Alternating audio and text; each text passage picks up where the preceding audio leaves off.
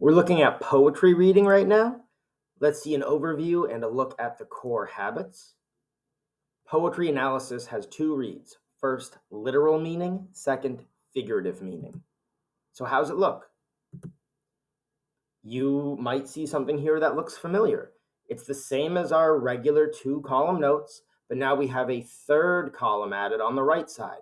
FL and structure. That is figurative language and structure.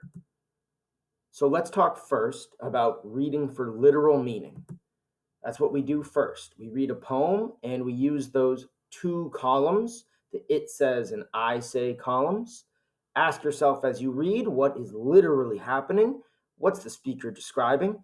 And you would use your normal fiction reading strategies with those two columns. Read for theme as you always do. Write a note for characterization or for conflict or resolution. Secondly, you would read for figurative meaning. You would use that third column on the right, the figurative language and structure column. Here you would note any figurative language or author choices with structure, things like metaphors or imagery or juxtaposition. You'd ask yourself, how does the figurative language add to my literal understanding? Or how's the text arranged and organized and why? So let's see how it looks with this poem, Eating Poetry. Let me go to the poem here so I can zoom in a little. All right, you'll see I have a literal note here based off stanzas 1 and 2. The speaker says, there's no happiness like mine. I've been eating poetry. By eating poetry, I think they mean they're reading a poem. Then it says the librarian does not believe what she sees, doesn't believe what she sees. Okay, she's disbelieving, she's sad.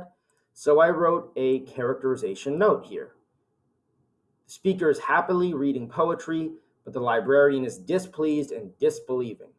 Even a little question here. Maybe the librarian doesn't like the speaker's manner or behavior. Okay, I get another literal note here based off stanzas 5 and 6. She does not understand, the librarian, that is.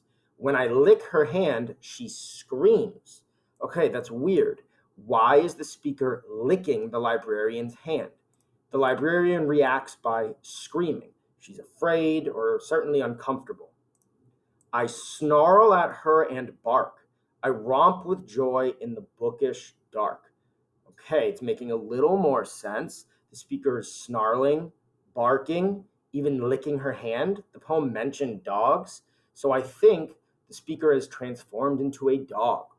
I write another note here for characterization.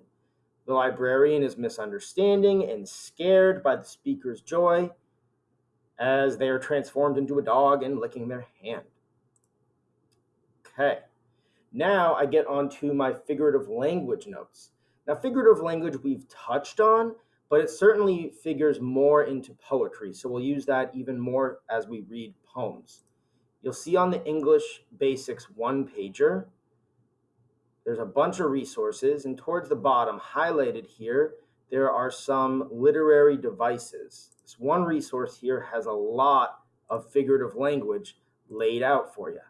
So things like similes, metaphors, symbolism, imagery, you name it, okay?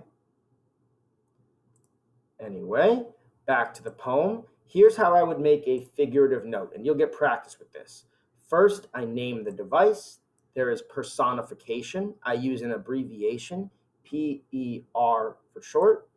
Personification means giving human-like qualities to non-human things.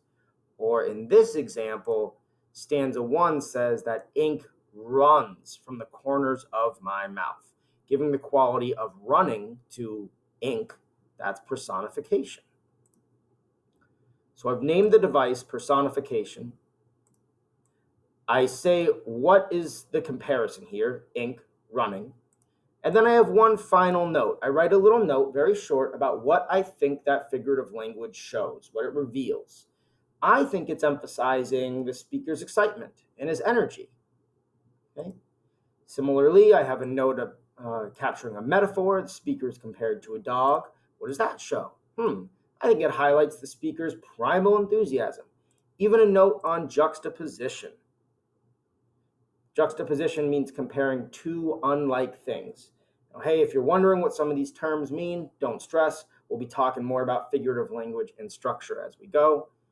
The librarian, her negativity, her fearfulness, contrasted with the joy and enthusiasm of the speaker. I think it highlights the disconnect between the two of them and how the librarian just doesn't get the speaker. All right, and then as I would always do after reading a text, I look back at all my notes, my literal and figurative, and ask myself, what's the message? What lesson does the author want me to understand? And I arrive at a theme of reading poetry can be an enthusiastic joy others might not fully appreciate. You just got a crash course in poetry reading and using 3-column notes.